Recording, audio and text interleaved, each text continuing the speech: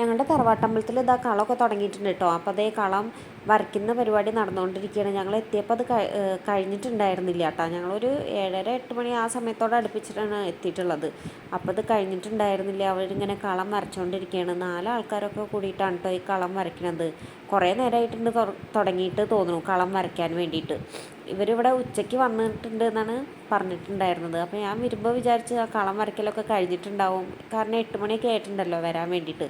അപ്പോൾ അതൊക്കെ കഴിഞ്ഞിട്ടുണ്ടാവും എന്നാട്ടോ വിചാരിച്ചിരുന്നത്. പക്ഷേ എത്തിയപ്പോൾ കളം വരയ്ക്കലൊന്നും കഴിഞ്ഞിട്ടുണ്ടായിരുന്നില്ല. ഇപ്പോൾ ആ കളം വരയ്ക്കലൊക്കെ കംപ്ലീറ്റ് ആയി. ഇപ്പോൾ അതാ അവരതിൻ്റെ ചുറ്റും ഇങ്ങനെ പൂജയ്ക്കുള്ള സംഭവങ്ങളൊക്കെ ഒരുക്കി വെച്ചുകൊണ്ടിരിക്കുകയാണ് കേട്ടോ.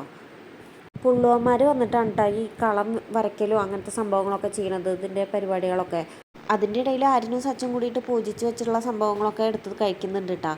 പിന്നെ എന്താ കളത്തിൻ്റെ ചുറ്റും ഇങ്ങനെ പൂവാട്ടം എന്ന് പറയുന്ന സംഭവം നടന്നുകൊണ്ടിരിക്കുകയാണ് കേട്ടോ. പിന്നെ അത് കഴിഞ്ഞിട്ട് ഇതാ തീ കൊണ്ട് ഒരാൾ, ഇതെന്താ സംഭവം എന്ന് ഞാൻ മറന്നുപോയി.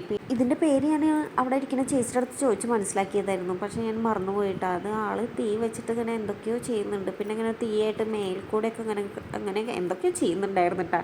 എനിക്ക് പറയാൻ അറിയില്ല എന്തൊക്കെയാണ് ഇങ്ങനെ ചെയ്തിരുന്നത് എന്ന്.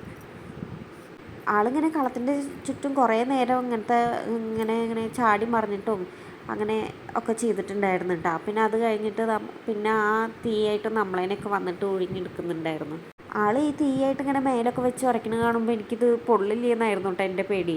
പക്ഷേ അങ്ങനെ പൊള്ളണ പോലെ അങ്ങനെയൊന്നുമില്ല. മേലൊക്കെ ഇങ്ങനെ കറുപ്പ് ഇങ്ങനെ തീയുടെ ഒരു ഇതിങ്ങനെ കാണാണ്ട് എന്നല്ലാതെ പൊള്ളിയ പോലെയൊന്നും കാണാനില്ല കേട്ടോ. ആൾക്ക് നല്ല എക്സ്പീരിയൻസ് ഉണ്ടാവും, അതുകൊണ്ടല്ലേ അങ്ങനെയൊക്കെ ചെയ്യണത്.